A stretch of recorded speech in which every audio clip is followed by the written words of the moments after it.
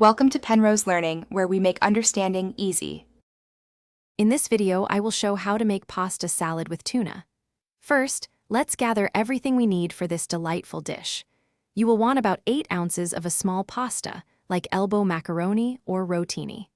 Also, grab 2 5-ounce cans of tuna, ensuring they are well drained.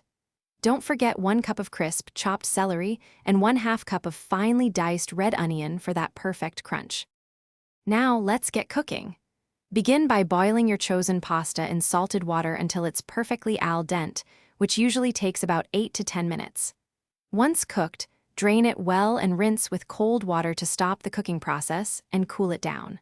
While the pasta cools, open your 2 cans of tuna, drain them completely, and flake the tuna into a large mixing bowl. It's time to bring all these wonderful flavors together. Add your cooled and drained pasta to the bowl with the flaked tuna, celery, and red onion. In a separate small bowl, whisk together 1/2 cup of creamy mayonnaise and 2 tablespoons of fresh lemon juice until smooth. Pour this delicious dressing over the pasta mixture.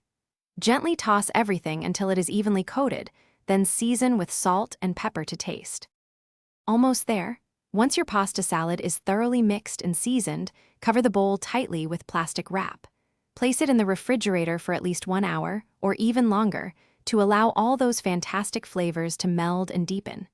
Chilling also ensures the salad is wonderfully refreshing. Before serving, give it a quick stir. This tuna pasta salad is perfect as a light lunch or a delightful side dish. Thanks for watching. If this was helpful, leave a like and consider subscribing. See you next time.